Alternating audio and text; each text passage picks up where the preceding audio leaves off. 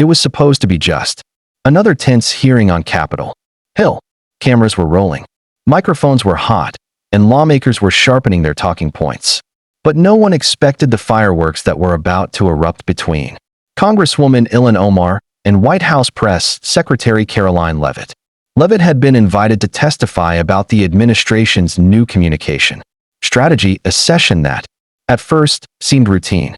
But from the moment she took her seat, the atmosphere shifted. Reporters whispered. Lawmakers leaned forward. Omar's eyes, sharp and unblinking, locked onto Leavitt like a hawk spotting her target. And then it began.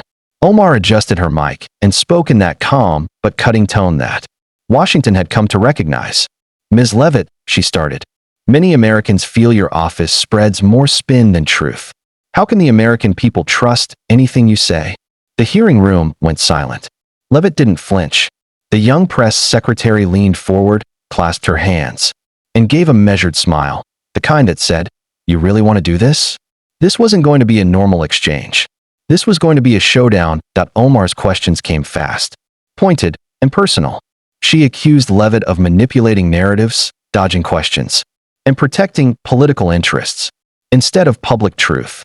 The Congresswoman's voice grew sharper with each word, and murmurs rippled through the crowd. Leavitt sat still, letting Omar finish her barrage.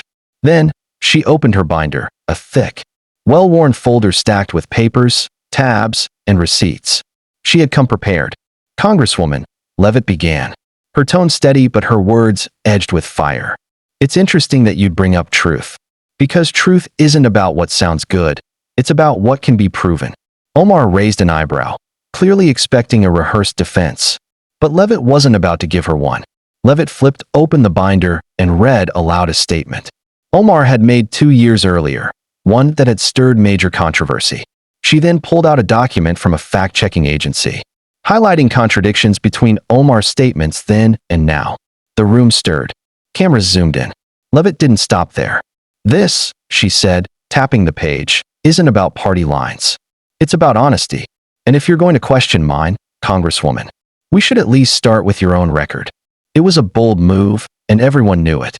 By now, the hearing had turned into a spectacle. The air buzzed with tension. Reporters were already typing headlines. Omar tried to regain control. You're deflecting, she snapped. I asked about the administration's credibility, not about me. Leavitt nodded calmly. And I'm answering, she said, sliding another document from the binder. Because credibility starts with accountability. She held up a page that showed specific funding discrepancies in a bill Omar had once sponsored, figures that contradicted her public statements about transparency. Leavitt stood, holding the binder firmly in both hands. This binder, she said, contains every statement, every vote, and every contradiction, from lawmakers who accuse us of misinformation, including yours. If we're going to have this conversation, Congresswoman, let's make sure it's based on facts, not feelings. The room erupted. Some clapped. Others gasped. Omar froze for a split second, just long enough for the cameras to capture her expression. Leavitt didn't need to say another word.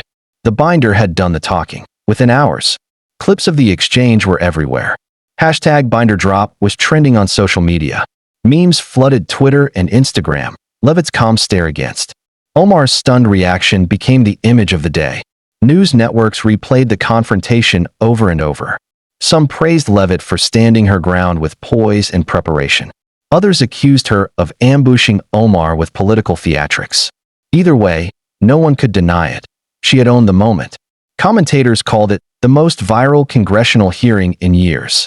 Even political opponents privately admitted that Leavitt's binder had been a masterstroke, a perfect blend of showmanship and substance. It was the kind of moment every communications director dreams of but rarely pulls off. And for Omar, the aftermath wasn't kind. Reporters began revisiting old quotes, comparing them with Leavitt's evidence. The press that once echoed her critiques now questioned her consistency. It wasn't just a bad look. It was a political bruise that would take time to fade. Days later, Leavitt was asked by reporters if she had planned the binder drop. She smiled. I didn't plan to embarrass him. I planned to tell the truth, and I brought the receipts. That line alone went viral again. Whether you admire or disagree with her politics, one thing became clear: Karoline Leavitt had mastered the new age of political communication. It was about coming prepared, staying calm, and letting facts do the damage. As for Ilhan Omar, she largely avoided questions about the exchange. Her office released a short statement calling the confrontation a distraction from real issues. But by then, the internet had moved on. The narrative had already been written. And so, that day on Capitol Hill became more than just a heated exchange. It became a modern political parable, a reminder that in an age of noise, facts still have power.